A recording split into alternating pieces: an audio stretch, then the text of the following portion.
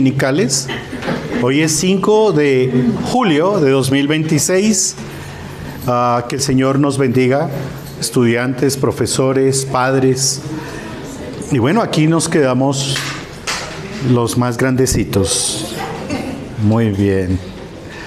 ¿Listos?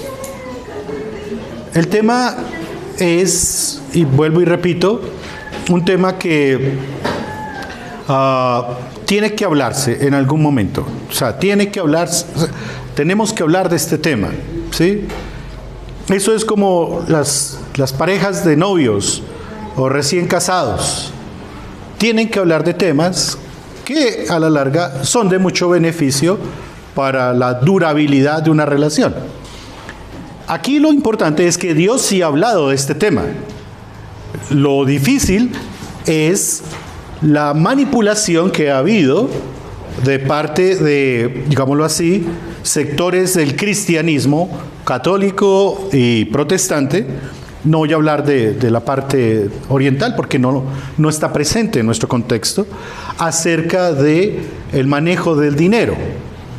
Entonces, digámoslo de alguna manera, el cristianismo, sea cristianismo nuestro o cristianismo católico romano, no goza de buena fama por la administración del dinero. Pero no solamente voy a hablar o vamos a hablar acerca de administración eclesial. Eso hace parte del curso. Llegaremos allá. El propósito primario es hablar de la administración particular, la administración, digámoslo así, privada del dinero. Lo que tú trabajas, lo que tú produces, eso obviamente también lo habló el Señor. Tal vez yo no hablé porcentajes, pero el 40% de las parábolas de nuestro Señor Jesucristo atienden temas o directamente o en derivación acerca de la productividad. Entonces, cuando habla del sembrador, cuando habla de las deudas, cuando habla de cuestiones del jefe, del patrón dando su jornal, o sea, hay material bíblico para hablar de esto. Entonces, hay que atender lo que el Señor transmite en lo posible con el filtro del Espíritu Santo.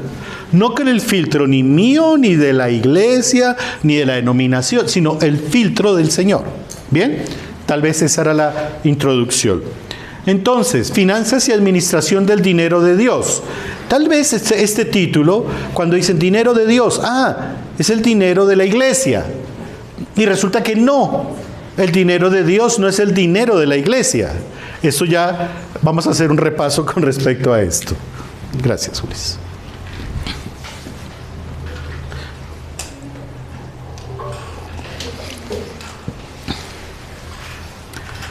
¿Eres consciente de cuánto tiempo destinas a pensar en el dinero?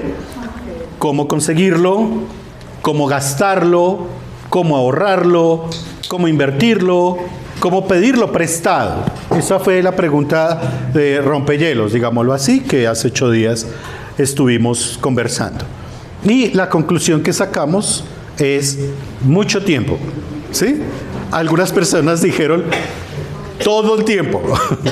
Otras personas dijeron mucho tiempo, pero no se bajaron de todo o mucho. Me encanta que sea así el tema honesto. De esto se trata. Eso quiere decir que no por el hecho de ser cristianos estamos volando en las nubes, ¿sí? Y aquí con la aureola. Comemos, cogemos transporte, tenemos que pagar la renta, la cuota del banco, pagar la universidad, muchas cosas. Entonces, estamos nosotros en ese proceso mental. La naturaleza del dinero es el primer tema. ¿La plata es buena o la plata es mala? Los antiguos cristianos, en épocas, digámoslo así, post-patrológicas, post-patrísticas, digámoslo que de alguna manera, sobre todo en la época del mendicante, se llama el capítulo de la historia de la iglesia, la época menticante o de los ménticos, que eran los que se aislaban en los monasterios, ellos hacían lo que se llamaba y que después se oficializó los votos, y votos de castidad, es decir, no tener relaciones íntimas con mujeres, es decir, no se casaban.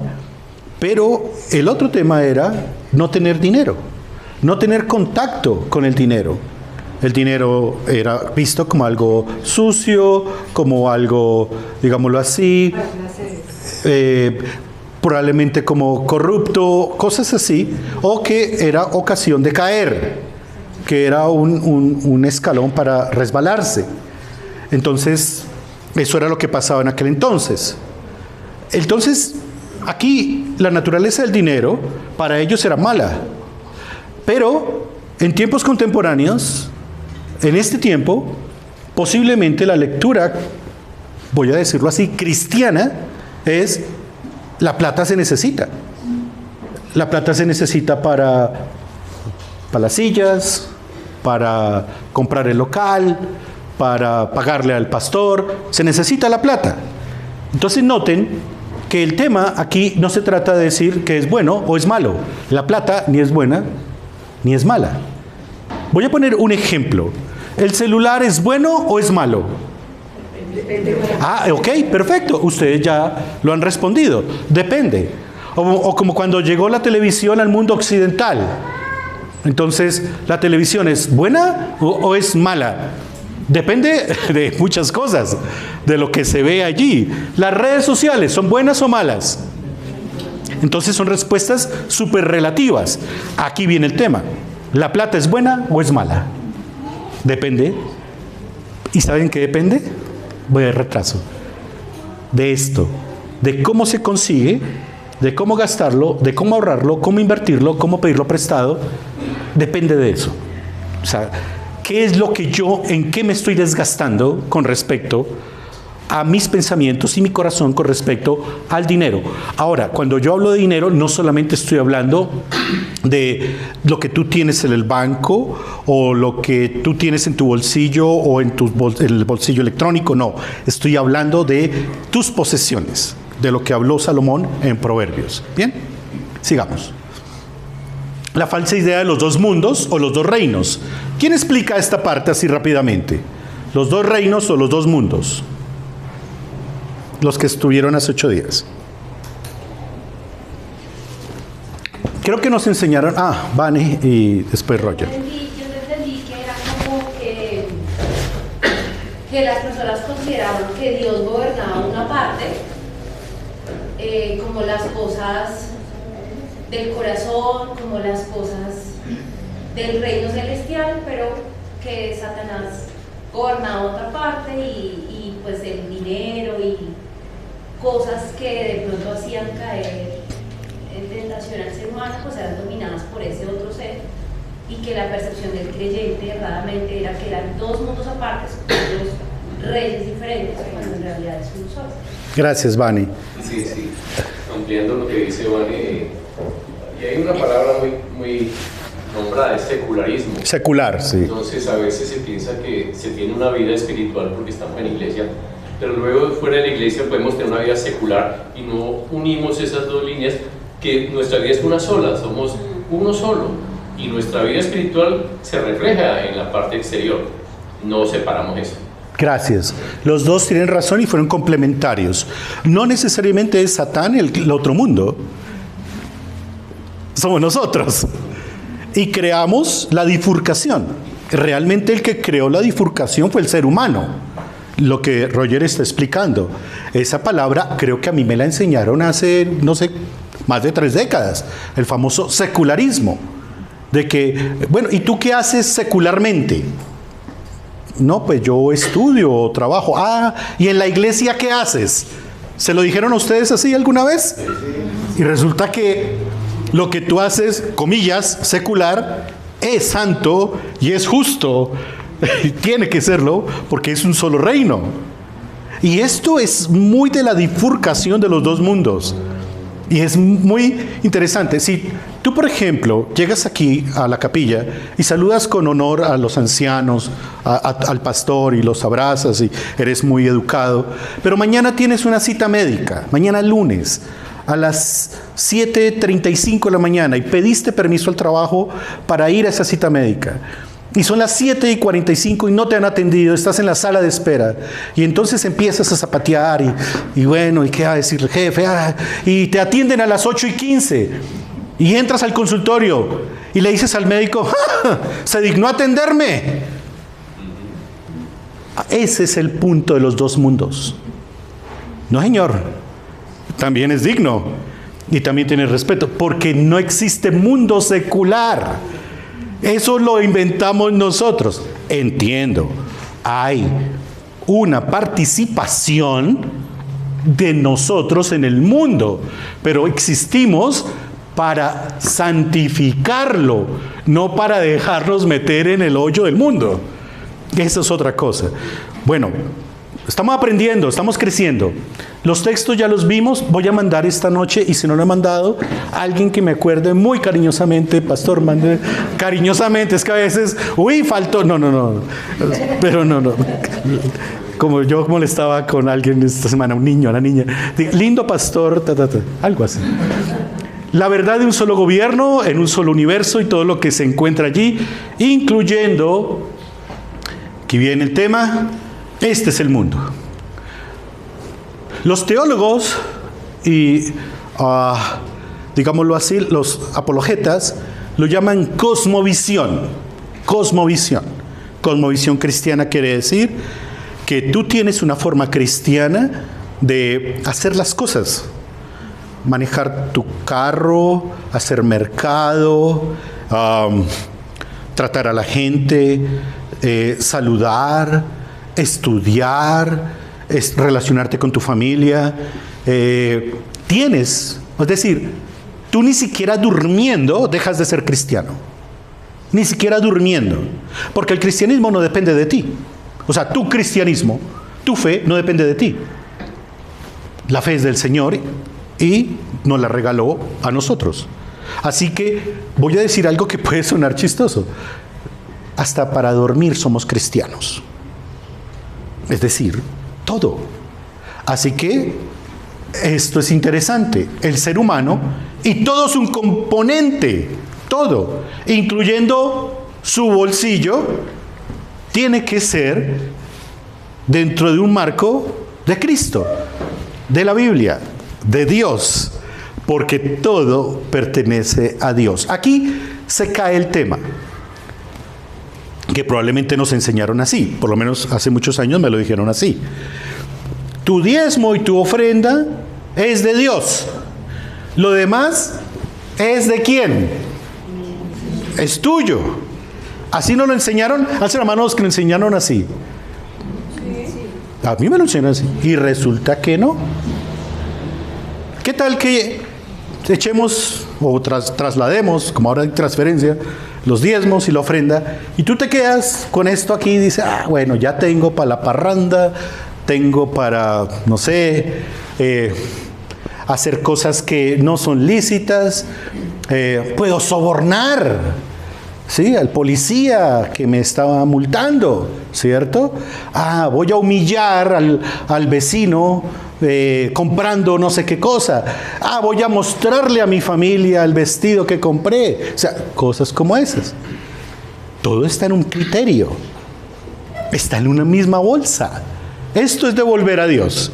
Yo sé que hay iglesias, y voy a ser muy explícito aquí, y mega iglesias que están en contra de este principio. Porque claro, si se le dice al pueblo de Dios, devuélvanle a Dios, entonces el concepto de Dios es ¿qué? Si yo te digo, los ancianos o los varones dicen, hay que devolverle a Dios, entonces ¿Dios es quién? ¿O qué? No tanto. Es el mismo concepto, es este.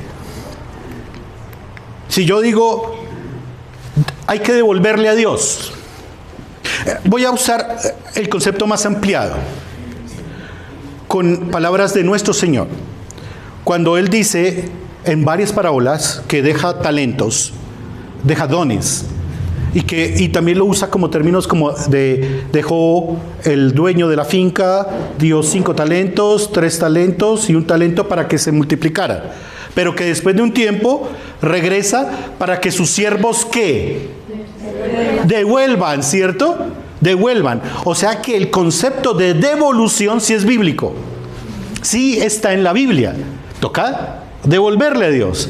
Ahora, queridos hermanos y hermanas, cuando ustedes partan de aquí, ¿para dónde van? Al cielo. O sea, Dios reclama o devuelve esa vida junto a Él. El concepto no es inventado por los reformados, porque eso nos acusan. Uy, es que esos reformados dicen que devolver es donde está la Biblia. Sí, todo se devuelve. Todo. Si tuviste 100 pesos en el bolsillo, Dios dice, ¿qué hiciste con esos 100 pesos que yo te dije? Si tuviste marido o esposa, ¿qué hiciste con tu marido y tu esposa? Que yo te di. Si tuviste hijos, ¿qué hiciste con los hijos e hijas que yo te di? Y a nosotros nos toca hablar. No vamos a ser juzgados para condenación, pero sí para, voy a decirlo de esta manera, reporte. Nosotros sí rendimos cuentas. No es una cuestión abstracta como de que, no, pues vivo del amor de Dios y ya. No, rendimos cuentas. Y eso de las cuentas es en todo, incluyendo obviamente el bolsillo. Entonces, ¿quién es Dios en ese sentido? Más que los administradores somos nosotros. Es el dueño. Los administradores venimos a ser nosotros. Ya vamos a ver ese texto, Patricia. Nosotros somos administradores. Él es el dueño. Y Él es el que un día va a decir, oye, y todo lo que yo te di, ¿qué hiciste con eso? Ojo con el pensar en que, no, pero es que me diste eso, pero yo quería era esto. Sí, pero no te lo di. Porque el tema del sermón de hoy, estamos muy concentrados en lo que Dios no nos ha dado. Y estamos perdiendo la percepción de la bendición de lo que Él sí ya nos dio. Y esto que no nos ha dado es un cuidado especial de Dios con nosotros. Sigamos. El dinero no es bueno ni es malo. Cuando nos referimos al dinero, nos referimos a nuestro medio de intercambio económico. Es la forma como vivimos día a día. Yo explicaba que si esta escuela dominical se diera en una zona rural, tendría yo que explicar algo anexo. Porque existe intercambio de productos, ¿no? No es una cuestión, digámoslo así, tan usual, pero existe, ¿sí? Panela por papa o algo así. Huevos, gallina, leche. Pero el intercambio usual es producto y servicio por dinero, ¿sí? Entonces hay un intercambio económico. Entonces, basado en lo anterior, si llevas un registro de tu contabilidad o llevas un registro de otra manera, ya sabes el paradero de tu dinero. Haz el siguiente ejercicio. Si tú llevas tu registro aquí, o en una agenda, como lo hacemos algunos, o en un Excel, o en una de esas aplicaciones que surgen aquí, que son muchas de, mira, débito y crédito, todo eso. La pregunta es la siguiente: ¿dónde está tu dinero hoy, 5 de julio? Llevamos 5 días del mes. ¿Dónde está? Cuando hablo tu dinero, es lo que recibiste el 30 de junio, el 1 de julio, el 2 de julio. ¿Dónde está? Respuestas. Dilo, Patricia. ¿Compromisos? El agua, la luz, el gas. Chévere, Ceci. Servicios públicos, o hacer fila o por PCE. Lo ubican ahí, ¿cierto? Aquí es aterrizado el tema. ¿Dónde más? Bueno, el diezmo del Señor, magnífico. Gracias. ¿Qué más? Mercado. Toca comer. El mercado. La recarga de la tarjeta Ah, del SITP. Toca recargarlo. Recargar el transporte. Medicamentos. Sí, muy claro eso. Sí, que ya siempre cambio de mes, me toca ir por los pañales de mi mamá. ¡Pañales! La universidad. ¿La qué? La universidad. Pago del semestre, o del curso, o del diplomado. Pero me están diciendo cosas muy nobles, están reubicados. Y algo para diversión. Dime. Y algo para diversión. Recreación. Ya vamos para allá. Shane y Temu tenemos que hablar. Mira, me dijeron algo. Shane y Temu. Y me dijeron, ¿y camisería europea no? Entonces, me pusieron me la pusieron por ahí. Yo dije, tenemos que hablar de eso. Recreación, Gustavito. Y un ahorrito para los gastos imprevistos. Perfecto, pero entonces la pregunta, ¿dónde está tu dinero hoy? Es lo que tú trabajaste, tenemos que rastrearlo. Si no rastreamos el dinero, tenemos que pedirle al Señor sabiduría en la administración del dinero. ¿Por qué? Porque, y no voy a decirlo en juicio, sino como reflexión. Estamos por allá, no sé, en 20 y pico del mes, o así sea cualquier día, y tú miras tu cuenta o tu bolsillo y dices, uy, ¿a qué hora se me acabó? ¿Qué fue lo que hice? ¿Qué pasó? Y claro, cuando tú ves que falta para el otro ingreso, los días restantes, empieza un afán. Y te das cuenta que en esa segmentación de días, tal vez semanas, tienes que hacer un pago irrestricto. Entonces, ¿qué tienes que hacer si no tienes el recurso? Pedir prestado. ¿Y a quién se le pide prestado? Al que tiene la plata. Al gota a gota, al pagadiario, a la Visa, a la Mastercard. ¿Sí? Crediotel. Alguien alguna vez me dijo el Crediotel. Y voy a diferirlo por allá 36. ¿Sí notan? Lo del rastreo es tan importante. Es muy importante el rastreo. Ahí es el primer ejercicio que tenemos que hacer. La plata es tuya, Señor. Si es tuya, tengo que ser responsable. Debo rastrearla. Entonces, aquí es donde yo les decía, claro, lo solté como comentarios de rompehielos, pero la arepa de huevo que me comí, la empanada, el Uber, el Juan Valdés, el tostado, que es lo que los economistas llaman gastos hormiga, tenemos que rastrearlos. Porque claro, nosotros decimos universidad, universidad. Servicios públicos, transporte, transporte. Pero ¿dónde rastreamos el almuerzo? ¿Qué me di mi gusto? 55,000 pesos. ¿Dónde lo rastreamos? Entonces sí es necesario que esta palabra, llevar un registro. Toca hacerlo. Ahí sí, como decía mi papá, así sea en una hoja de papel, lleve el registro. Vuelvo y digo, y hay muchas herramientas. Yo todavía manejo Excel. Tu hijo todavía es porque, pues, creo que no me voy a salir de esa herramienta. Tal vez me aprenderé más de esa herramienta.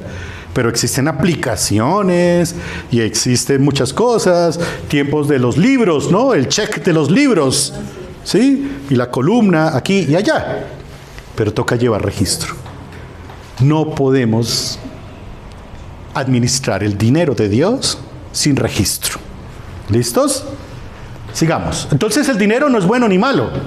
Aquí seguimos en la naturaleza del dinero. Donde gastas tu dinero determina dónde está tu corazón y cuáles son las prioridades de tu vida. Mateo 6, 20 y 21, texto clave para seguir. Mateo 6, 20 y 21.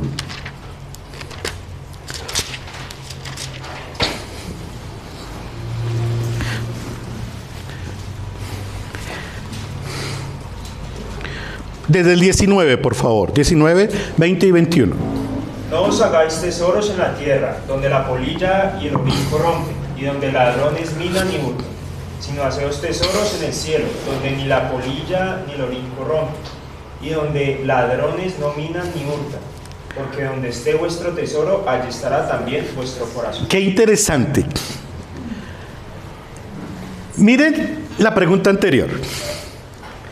¿Dónde está tu dinero hoy? Yo podría decir aquí, ¿y dónde está tu corazón? Según el texto de Mateo 6, 20 y 21. ¿Dónde está tu corazón? El Señor relaciona las dos cosas. Es interesante. Entonces noten que no es una cuestión de carnalidad. Pero sí está diciendo, ¿dónde está tu plata? ¿Está qué? El corazón. Donde está el corazón, hace parte la plata, hace parte el dinero. Entonces se vuelve un tema de comunión con Dios. Comunión con Dios. No es una administración meramente privada de lo que yo hago con mi plata, sino que es una administración de cuentas que yo le doy a Dios. Las cuentas que yo le presento a Dios. El producto, o lo que alguien esta semana me dijo, la cultura productiva que tenemos, o la educación productiva que tenemos, esto es, me diste estas manos, estos brazos, estas piernas, esta inteligencia, esta voz, o lo que yo haga, esto es tuyo, Señor. Y lo que yo produzco de ahí es tuyo. Por lo tanto, este es mi registro. Hace parte del diezmo y la ofrenda. Pero el diezmo y la ofrenda no es una cuestión aparte, hace parte, es algo conjunto. Es muy importante que tengamos claro esto para seguir, porque con base en este texto, tal vez muchos van a decir, bueno, yo soy una persona desprendida. Ay, yo no me cargo con la plata. Ojo con eso. Otro dirá, no, yo no gasto tanto porque toca hacer provisión, ahorro, toca hacer esto y lo otro. Y también si es muy polarizado, el tema se convierte en avaricia o algo tacaño. Entonces no es una cuestión de las polarizaciones, es en qué vas a usar el dinero que Dios te está dando. Despilfarrado no es, pero tampoco es tacaño. Sí, restrictivo. No lo es. Es un presupuesto que Dios nos ayuda a crear. Y Él nos da la inteligencia para crearlo. Y ahí está nuestro corazón. Bogotá, vuelvo y digo, y aplico esto, Bogotá es una ciudad, y los que han vivido en otras ciudades se han dado cuenta, de educación productiva. Transporte, puntualidad, excelencia de los trabajos. Ustedes se han dado cuenta, los que han vivido en otros lugares. Alguien me contaba, una persona que vivió en otro lugar, que en el ahora toca, antes no, toca pedir cita para el salón de belleza. Bueno, antes sí, que para las uñas y esto. Sí, a las 10 de la mañana. Ustedes estaban a las 9:30 o 10 esperando el turno. En otros lugares, posiblemente 10 de la mañana es una interpretación de mediodía. Nosotros hay que entender dónde vivimos. El Señor nos tiene que dar una sabiduría, y no la dio, e inteligencia de cómo movernos en esta ciudad que es altamente productiva. ¿A qué horas nos madrugamos? ¿A qué horas nos acostamos? ¿Haciendo qué? Y ahí es donde nosotros tenemos que decir y ser muy honestos, mi corazón está ahí. En la gran parte de lo que destinamos nuestro tiempo, mi corazón está ahí. ¿Listos? Bueno, sigamos. Hoy quiero dar un tiempo de preguntas. Vamos a mirar esta parte y vamos a preguntas. Texto para reflexionar cuidadosamente. El dinero no es bueno ni es malo. Deuteronomio capítulo 8.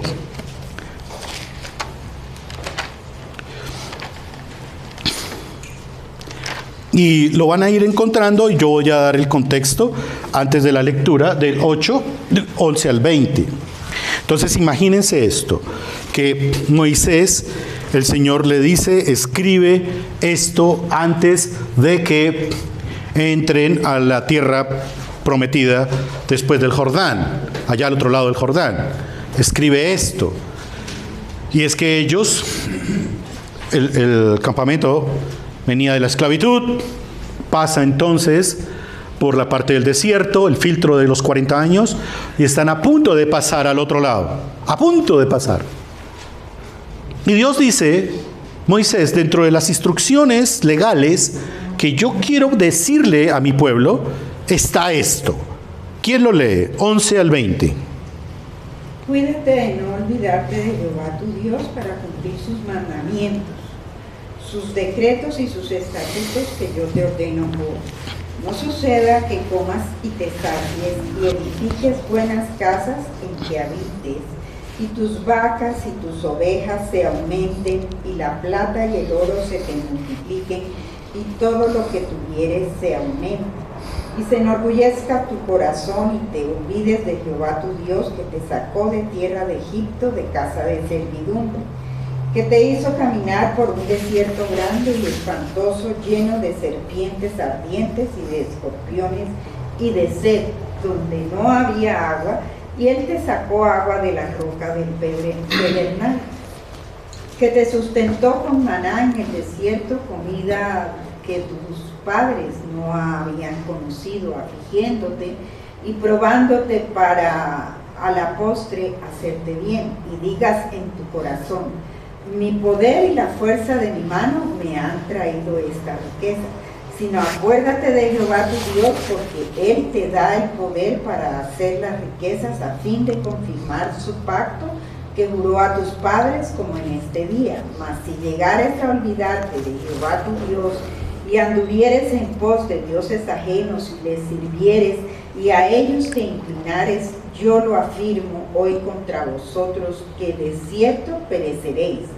Como las naciones que Jehová destruirá delante de vosotros, así pereceréis, por cuanto no habréis atendido a la voz de Jehová vuestro Dios. Gracias, Mari. ¿Qué advierte Dios? No olvidarlo. Pero no olvidarlo no es como que estás en el aeropuerto con tu mejor amigo o mejor amiga y, amiga, no te voy a olvidar. Yo tampoco te voy a olvidar. No. ¿Qué quiere decir no olvidarlo? Sustituirlo con bienes materiales. Ahí va el punto. El texto está hablando de producción. El texto no es una cuestión por no me olvides. Ay, sí, hace un año no voy a la iglesia. No te he olvidado. No. Oye, ¿por qué no volviste en los últimos 5 años a la iglesia? Pero no lo he olvidado. No es esa la interpretación. Es bien aterrizado el tema. Es uno de los textos. Miren, el año pasado hice un curso, y perdón la cuña, hice un curso acerca del libro de Proverbios con un decano muy especializado, y él usó el marco teórico de Proverbios, este texto, y llegó y dijo, el que escribió Proverbios tenía en su mente este texto. Proverbios es todo un instructivo de la vida, ¿no? Relaciones, administración, muchas cosas. Pero en cuanto a lo que se refiere la administración, Deuteronomio 8 es muy claro en explicar qué cosa. El no me olvides, mire lo que dice el versículo 17. 18. Acuérdate de Jehová tu Dios, porque Él te da el poder para hacer las riquezas. ¿Qué es lo que está diciendo? ¿Qué es eso de dar el poder? Yo soy aquí empoderado. ¿O qué es lo que se refiere a poder? Porque todo proviene de Dios, o sea, porque Él es nuestro proveedor y de Él es el de quien recibimos todo lo que... Sí, claro, Mari, muy bien, pero lo está especificando. Tal vez la versión nuestra no nos dice exactamente. Si alguien tiene una versión diferente, van a notarlo. Pero ¿qué es eso de que yo te doy el poder de capacidad? Gracias. Las herramientas, la capacidad, con P, aptitudes de hacer las riquezas. Si ves que la Biblia es capitalista salvaje. No. Como alguien me dijo, no, es que la Biblia como es comunista. No, ni lo uno ni lo otro. Pero en este mundo le ponen botas al Señor Jesucristo, o le ponen fusil, o le ponen un traje de banquero. No. Eso no es así. El reino de los cielos, así como le dijo el Señor a Pilato, es que mi reino no es de este mundo, es decir, es más alto. Entonces lo que el Señor está diciendo es, ustedes pasan allá y no me van a olvidar. ¿Y saben por qué no me van a olvidar? Porque yo les estoy dando las capacidades de cómo sembrar. ¿Qué es sembrar? Las semillas, criar ovejas, cómo negociar. ¿Qué van a hacer con esa producción? Existen 7 fiestas bíblicas en el Antiguo Testamento que señalan a Cristo. Y todas tienen que ver con cosechas. Entregar esto, devolver esto, celebrar esto. Y hay varias leyes, y que son bíblicas, que también hacen parte de este curso, ¿y qué pasa con los desprotegidos? Ahí usaremos y recordaremos el libro de Ruth, por ejemplo. ¿Qué fue lo que hizo Boaz? ¿Recuerdan? No la molesten, déjenla que coma. Entonces sí tenemos unos principios muy interesantes que podemos nosotros echar mano. El no me olvides no es una cuestión de recuerdo mental. El no me olvides es, yo los he entrenado a ustedes para ser productivos, les daré poder para hacer riquezas, quiere decir para producir. ¿Y qué más? A fin de confirmar ¿qué? Su pacto que juró a tus padres como en este día, a fin de que seamos personas de testimonio. Aquí no estoy diciendo que es que los cristianos no pueden ser pobres. Esa es una basura que inventó esto de la doctrina de la prosperidad. No. Entre el cristianismo, qué pena hablar así, hay pobres y ricos. Y hay unos más pobres y hay unos más ricos y hay unos menos pobres y unos menos ricos. Pero la Biblia no mantiene ese diálogo como lo mantienen las ideologías sociales. La Biblia mantiene ese diálogo de, tú tienes algo que tal vez otro necesita. Y eso se traduce mucho en el Evangelio y en la carta a los Hechos. Entonces, noten, como conclusión de esta parte, todo es de Dios. Y lo que tú haces desde mañana, cuando te levantas y abres los ojos en tu conciencia y dices, mi producción hoy es, así sea recibir la pensión, es ¿qué voy a hacer con este dinero? Porque esto me lo estás dando tú. Entonces sí tenemos aquí un punto clave que ya empezamos nosotros a romper eso de los dos mundos. Empezamos nosotros a saber que no solamente la santificación de los recursos es un diezmo y la ofrenda, sino es todo lo que yo hago con esa plata. Ahí sí, como bromean ustedes, el Chain, el Temu. Yo no voy a satanizar eso, sino, ¿será que yo necesitaba este juego de, voy a hablar así, este juego de 5 destornilladores? Si yo ni siquiera sé coger una herramienta. Alguien alguna vez me dijo eso, ¿no? En serio, voy a confesarles cosas. Aunque ¿para qué? Me he esforzado en aprender. Compré un taladro, no por plataforma, compré un super taladro en una de estas tiendas Y tiene llaves, tiene brocas, tiene destornilladores, tiene martillo, tiene de todo. Y yo cuando abro todo eso digo, ¿y para qué compré esto si yo no sé usar un taladro? Pero fue que alguien me dijo, oiga, mire, está en promoción. Mírenlo. Y la promoción se vence en 15 minutos. Llévelo. Junto con estas botas y esto. Uy, sí. Wow. Y después, pero no, he aprendido y también lo he prestado. Y eso estoy tratando como de hacer eso. ¿Sí? O sea, no quiero acusar. Somos todos aquí. Estamos creciendo todos. Bueno, preguntas, anexos, declaraciones. Porque aquí sigue, el tema sigue. El dinero no es bueno, hermano. Dios quiere que sepas que Él es la fuente máxima del dinero y de todos los bienes materiales. Ha distribuido todas las riquezas a modo de administración. Ojo, administración. Todos manejamos los dineros de Dios. Entonces su manejo se convierte en pruebas de moralidad. ¿Qué vas a hacer con lo que tienes? El manejo del dinero es una prueba de tu corazón. Con ese empezamos la clase que viene, pero quiero escucharlos. ¿Algo que quieran añadir? Preguntar. Henry. Hay que tener como un límite, que es un límite en lo que si no nos da el dinero a administrarlo, porque se puede pasar ya a gastos innecesarios que creemos, la publicidad nos engaña mucho, que son necesarios.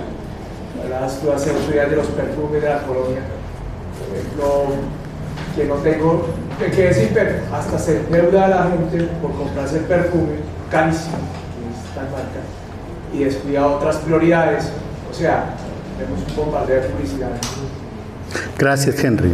Sí, ropa, o que me falta, no tengo que tener 5 zapatos más porque no, eso no me sirve, sí. No, que oso, así. Aquí viene un punto, y no es el artículo como tal, sino la motivación del corazón que obró para obtenerlo. O sea, aquí yo no voy a ser pentecostal de que vengan carijuagados, así como que... No. Pero, ¿qué hubo en ese artículo, en esa cremita, en eso? ¿Qué hubo? Yo les conté la anécdota del taladro, o sea, pero hay cosas, y esto, leyendo un escritor muy prolífero en esto, del siglo XXI, decía, somos víctimas de 2 cosas. Una, de nuestra carne. Y 2, de la publicidad engañosa. Nos cogen la emoción, no la cogen. Entonces, aquí es donde tenemos que tener presupuesto y decir, uy, esto se me sale el presupuesto, esta cremita, esta cosita. Oh, sí, claro, está ahí. Oh, la compro, tengo varias, voy a regalar. No hemos llegado ahí, pero el pueblo de Dios es un pueblo de distribución, ojo. Es decir, la Biblia sí habla de propiedad privada, obvio, pero la Biblia también nos dice, distribuye. Entonces somos canales de administración, somos distribuidores. ¿Pero qué distribuimos? Lo que Dios nos ha dado. Eso es muy claro. Es muy importante. No es una cuestión de posesión. Ojo, tampoco es una cuestión de solo dar. Y oiga, ¿y por qué no llegó temprano al trabajo? No, es que pasé debajo del puente y vi a una familia. Y yo tenía ahí lo de los medicamentos, pero no, yo fui y les compré desayuno. Y lo de sus medicamentos, Dios proveerá. Sí, pero así no. Tienes que tener presupuesto, inteligencia y sabiduría. ¿Me lo captan? O sea, es así. O sea, yo no estoy en contra de la benevolencia, al contrario, me conocen. Benevolencia y misericordia siempre. Pero, ¿qué? Si nosotros no producimos, ¿qué vamos a distribuir? Si vamos a regalar todo, ¿de dónde viene nuestra producción para distribuir? Qué interesante. No, los subsidios de los estados. A ver, el estado también tiene que producir, ¿cierto? Esta es una cuestión de demanda y oferta. Esto de la economía es muy interesante, pero ahí se las dejo a ustedes. Dios habla de esta economía de una manera muy especial. Hermanos, tomémonos un tinto, que el Señor nos bendiga. Gracias.